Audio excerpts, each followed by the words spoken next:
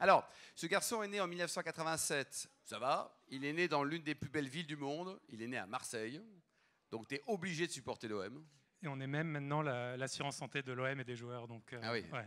Et tu détestes le PSG aussi ou pas? C'est un rêve d'enfance. Non, je n'irai pas jusque-là. Tu n'iras pas Mon jusque-là? cofondateur est parisien. Donc, Et donc, les parents sont médecins, la vie est belle. Et toi, dès l'âge de 12-13 ans, alors normalement on va jouer au rugby, au foot, ou éventuellement on commence à draguer des gonzesses, toi, tu t'es mis à faire des sites internet, à monter des business plans à 12-13 ans. Ouais, j'ai eu la chance de. Enfin, je sais pas si c'était une chance à l'époque, mais Ouais. en tout cas d'être un geek et d'aimer ça. Et c'était assez magique en fait d'avoir un pouvoir qui était un peu supérieur aux adultes parce que des parents médecins à Marseille à l'époque, c'était pas des stars de l'informatique.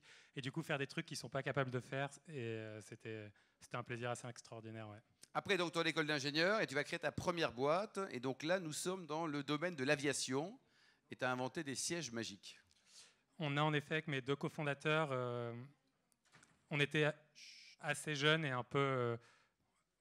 On pensait qu'on pouvait faire ce qu'on voulait. Du coup, pas trop vieux encore. Et, ouais, mais on s'est dit les sièges d'avion c'est mal fait. Du coup, repartons de la feuille blanche et essayons d'inventer quelque chose qui est un peu mieux. Et on a, après beaucoup d'échecs, mais on a fini par construire le siège d'avion le plus léger du monde, à le commercialiser. Maintenant, combien il pesait un ancien siège et un nouveau siège alors? À l'époque, on a commencé, les meilleurs sièges pesaient 13 kg et le nôtre pesait 4,5 kg.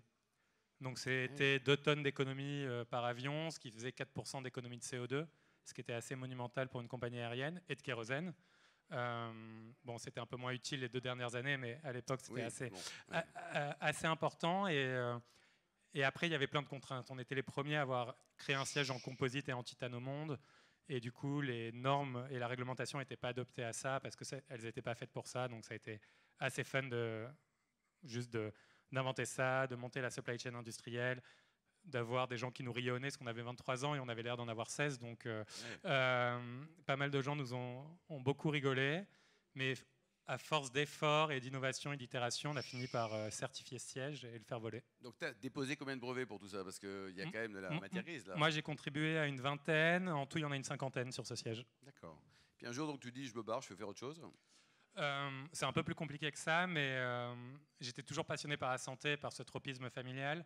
Et un de mes grands-pères est tombé très malade et à un moment, il y a un truc, je sais pas, ça prend dans les tripes et le matin, je me réveillais en pensant à ce que je pouvais faire pour le système de santé, qui était mon rêve d'ado. Et la boîte explicite commence à bien partir. On était bien organisé avec nos cofondateurs.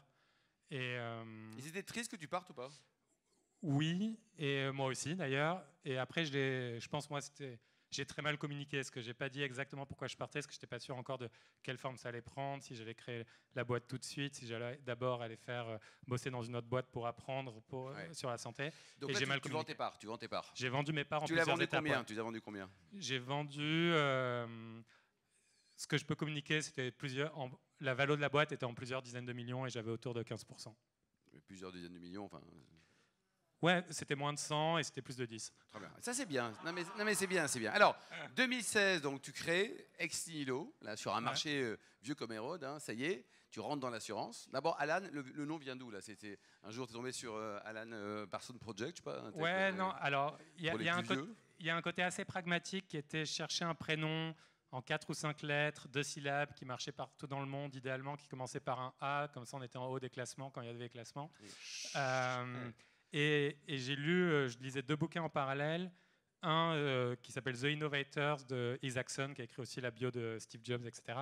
Bon, il y avait toute une partie sur Alan Turing qui était assez extraordinaire. Et Alan Turing représentait être un pionnier en technologie, ce qu'on voulait être.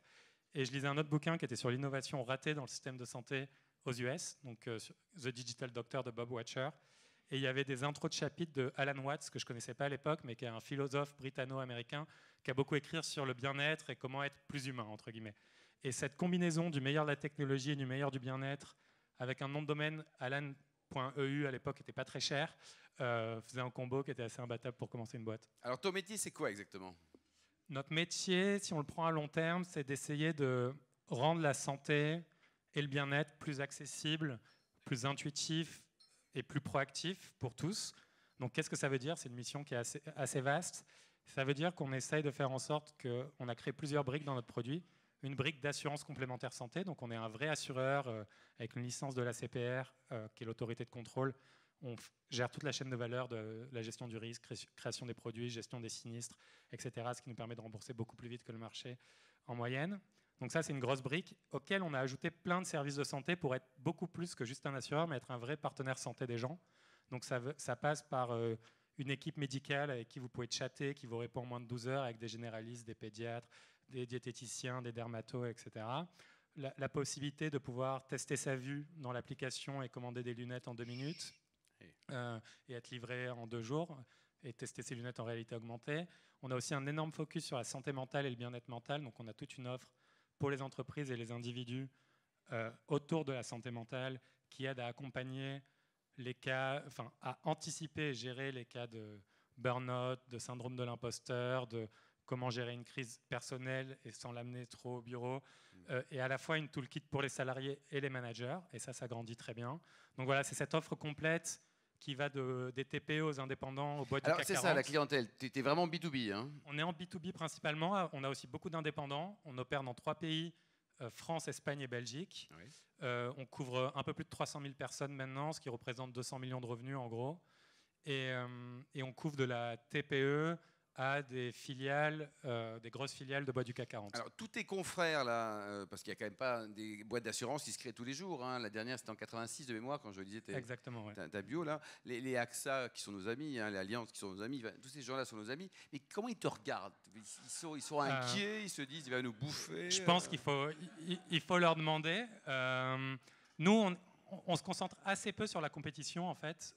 Parce qu'on pense que l'innovation, elle vient par se concentrer sur les membres et le produit qu'on veut créer, quel est le futur qu'on veut créer, et après essayer de le construire. Et la compétition est un paramètre dans ça, mais ce n'est pas ça qui fait innover. Donc tu as fait un peu d'études de concurrence quand même, non? On a regardé un peu la concurrence, mais c'est vraiment un truc qu'on discute relativement peu en interne. Et notre modèle économique a été construit de manière très différente. Après, c'est comme dans tous les marchés, il y a des acteurs qui nous ont regardés avec sympathie, des acteurs qui nous ont regardés avec condescendance et moquerie, d'autres qui ont des pratiques commerciales qui ne sont pas toujours très fines. Les sièges d'avion avant, non, c'est pas les mêmes, quoi, non? C'est différent. Je pense qu'il y a, ça avait été très agressif dans le siège d'avion, plus que ce qu'on pensait, parce que quand on était encore que peut-être 12 dans la boîte et on n'avait même pas encore certifié notre siège, la concurrence était déjà en train de nous attaquer très sévèrement. Et c'était sûrement notre faute sur la manière dont on avait communiqué. Là, il y a quand même eu un peu plus d'élégance dans l'industrie. Ouais. Aujourd'hui, donc, combien de collaborateurs dans la boîte? Et puis surtout, comment on fait pour lever 500 millions? Parce que ça peut être intéressant, ça. On est 530 dans la boîte aujourd'hui. Il manque 30 millions. Lever 500 millions, je ne sais pas si c'est particulièrement intéressant. Nous, c'était juste un moyen pour délivrer notre plan, qui est une très forte croissance. On croît quasiment de 100% tous les ans depuis plusieurs années, et on va continuer sur les prochaines années.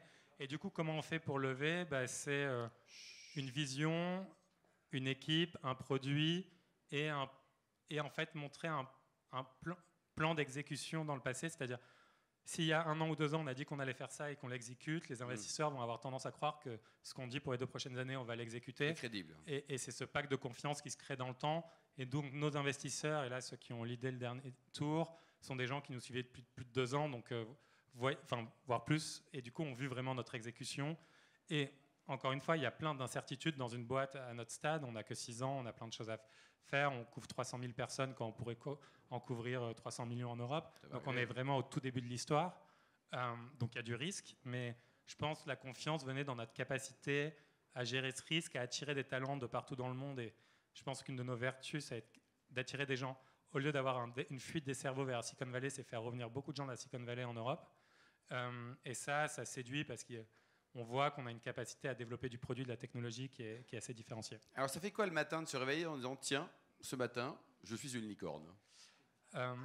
Pas grand-chose, pour être honnête. On reçoit beaucoup de blagues, mais nous, on n'a jamais célébré les levées de fonds. Il y a des boîtes qui font des fêtes, etc. Nous, on célèbre plutôt... et on l'utilise pour la communication, ce que les gens aiment en parler, mais en interne, on célèbre que les milestones produits, et quand on passe un lancement de pays, ça on célèbre. Quand on a passé les 300 000 membres, il y a une dizaine de jours, ça on a célébré, parce que c'est des étapes qui sont importantes pour nous. Une levée de fonds et une valorisation, c'est qu'un moyen sur la route de nos ambitions. Et c'est bien, c'est important, c'est utile, c'est c'est de la crédibilité aussi pour nous. Quand on travaille avec des boîtes du CAC 40, le fait qu'on ait une assise financière assez importante, c'est important. Mais ce n'est pas une fin en soi. Et il ne faut surtout pas que ce soit une fin en soi, parce que c'est la mauvaise chose à regarder. Ce qu'il faut regarder, encore une fois, c'est quel impact on a sur la société. Est-ce qu'on a le meilleur produit? Est-ce que nos utilisateurs nous aiment? Est-ce que nos utilisateurs nous recommandent? Et si on a ça, après, le reste suivra. Jean-Charles, ton chiffre d'affaires, il est de combien à 100 millions près, hein? 200 millions là. 200 millions aujourd'hui? Ouais. Et l'idée, c'est d'arriver à combien? Ça dépend à quel horizon. 5 ans. À 5 ans, en gros, d'ici fin 2025, on s'est fixé d'être assez proche des 2 milliards de revenus. Tu as écrit plein de bouquins aussi, mais tu dors jamais, toi. Sauf si quelqu'un les a écrits pour toi. Non, j'ai écrit mes livres, mais en fait, écrire est relativement simple quand on écrit sur des choses qu'on pratique tous les jours. Et nous, on a une culture de l'écrit très forte chez Alan. On a supprimé la plupart des meetings qu'on a remplacés par des discussions écrites. Et du coup, écrire est devenu un muscle qui est très habitué chez moi. Et sortir des livres, c'était reprendre beaucoup de contenu que j'avais déjà écrit pour la boîte en 6 ans et le repackager et le mettre pour l'extérieur. Donc, de l'extérieur, c'est impressionnant d'écrire un livre. Mais pour nous, en fait, c'est juste la continuité de notre pratique quotidienne. Donc, je ne me sens pas particulièrement spécial à avoir sorti des livres. C'était juste un truc qu'on fait tous les jours en interne. Et ton meilleur souvenir de dégustation d'un vin, c'est quoi? Je pense que mon souvenir le plus unique, en tout cas, c'est quand j'étais chez Videlo, qui est une grande famille du vin bordelais. Propriété de Jean Mouex, un garçon très fréquentable qui a un petit vin de comptoir qui s'appelle Pétrus. Enfin, exactement. J'ai la chance et une belle personne, un type super. Qui est un type incroyable, et j'ai la chance que Jean soit un copain. Et du coup, un de mes dîners le plus mémorable était à Videlo avec Jean. Quelques belles bouteilles qui sont sorties. Exactement, quelques belles bouteilles. Ouais. Question spontanée. Xavier, première question, c'est une tradition. Et Michael pour la deuxième. Il est où, Michael? Il est là, pardon. Ça peut être quoi les business connexes à développer dans les prochaines années? Alors bien sûr qu'il faut rester focus sur son business initial, mais ça donne tellement de potentiel, a priori, une plateforme comme celle-là. En gros, là, notre gros focus, c'est en plus de l'assurance, de l'assurance et notre clinique virtuelle, la prévention, etc., qui est un gros corps. Là, c'est vraiment le bien-être et la santé mentale. Donc, on alloue vraiment beaucoup de capitaux pour essayer de devenir le leader européen de la santé mentale. Après, une fois qu'on a ça et qu'on prouve que notre modèle, que les entreprises et les individus nous font confiance pour les deux, l'étape d'après, c'est la prochaine verticale. Donc, ça peut être la fertilité, qui est un sujet de société qui est énorme, la santé féminine et masculine, certaines maladies chroniques. Donc, on va vraiment essayer d'aller de plus en plus dans être le partenaire santé à tous les moments de vie, à la fois pour les entreprises qui, en fait, on pense, sont à la recherche d'un seul interlocuteur pour toute la santé et le bien-être de leurs salariés. Et on le voit que c'est un sujet de plus en plus important de rétention, d'attractivité des salariés, de la gestion de la performance et des arrêts de travail. Et ça, on peut vraiment accompagner. Donc, c'est continuer à consolider ça de manière assez forte. Et c'est principalement sur ça qu'on va développer les prochaines années. Avec nous, en plus, un créneau de développement international où chaque pays, là on est dans 3 pays, chaque pays a un système de santé différent, mais des individus à la fin qui ont les mêmes besoins. Et c'est comment on crée une plateforme technologique qui s'adapte rapidement aux nouveaux pays, qui utilise les mêmes blocs fondamentaux, mais qui nous permettent de lancer des nouveaux pays rapidement et s'adapter aux contraintes locales. Ce qu'on a plutôt là bien réussi en Belgique et en Espagne, où ça grandit très vite. Et ça, il va falloir continuer à le déployer en Europe et hors d'Europe. Michael, après Jean-Pascal Ancelin, et puis André Maillens, tiens. La démocratie organisée, c'est beau ça. Le micro est là, je dirais. Ouais. C'est du sniping. Oui, c'est ça, oui. Vous n'avez qu'à pas adhérer. Hein. Comment vous gérez la croissance quand on fait x10 en 3 ans, si j'ai bien compris? Pour nous, les fondamentaux pour gérer la croissance, et ce qui nous a en tout cas servi jusqu'à présent, c'est une mission très claire. Et donc une mission très claire, ça permet d'être très concentré sur ce qu'on fait et on ne fait pas, et savoir pourquoi on dit non à des choses. Le deuxième point, c'est une culture d'entreprise très forte. Donc un de mes livres, en effet, était sur la culture d'entreprise, parce que c'est un sujet qui a été prépondérant chez nous. On a créé beaucoup de rituels et de mécanismes qui nous permettent de fonctionner et d'attirer des talents. Et on a communiqué à l'extérieur, donc ça permet les gens savent dans quoi ils rentrent quand ils viennent chez Alan, quels sont les enjeux, comment on travaille. Et c'est assez huilé pour la croissance. Et notre culture qui est basée sur une combinaison de très forte ambition, obsession pour les membres, ce qu'on appelle responsabilité distribuée. On a supprimé le rôle de manager, qu'on a éclaté en plein de choses, et qui donne beaucoup de pouvoir aux gens dans la boîte, avec une transparence radicale où 100% de l'information est accessible. le salaire de tout le monde, le capital de tout le monde, toutes les infos, les board packs, tout. Et en fait, ça scale assez bien parce que l'information de 1 à 50 ou de 1 à 500, en fait, à la fin, c'est la même communication. Il faut bien écrire, il faut bien faire passer les messages. Et ça nous a permis de grandir vite et de faire marcher les choses. Mais c'est vraiment beaucoup d'attention et on a, pour l'instant, ça marche. Est-ce que ça va continuer? On ne sait pas. Donc, il faut être très humble vis-à-vis de ça et continuer à travailler dur. Jean-Pascal. Oui, bonjour. Donc, vous parlez beaucoup d'écriture et puis également de la digitalisation. Aujourd'hui, est-ce que vous appuyez sur des technologies d'intelligence artificielle pour accélérer la prise de décision?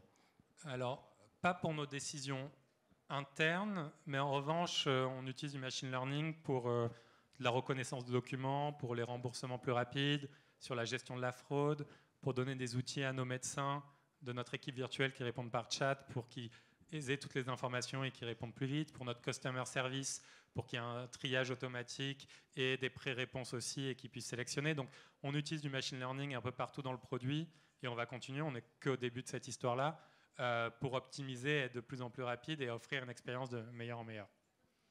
Dernière question pour un Catalan. Merci. En espérant oui. que l'USAP se maintienne, c'est pas gagné. C'est pas gagné ça. Ouais.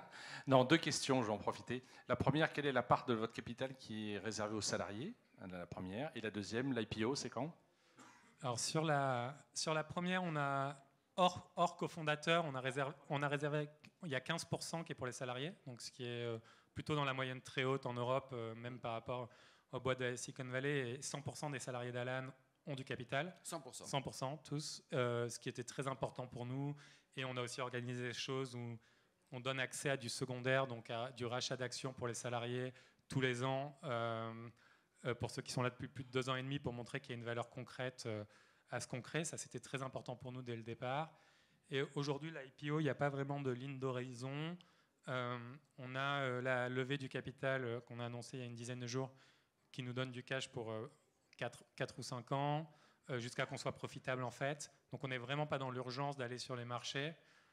Après, si on le fait, on attendra d'avoir une certaine échelle et d'être profitable. Donc plutôt post-2025-2026. Ce qui veut dire que vous avez organisé un pacte d'actionnaires pour assurer la liquidité des gens qui voudraient éventuellement sortir? Oui. On n'a pas de, en effet, il n'y a pas de clause de liquidité dans notre pacte. C'est quelque chose qu'on avait discuté. Donc personne ne peut nous forcer à vendre ou à sortir.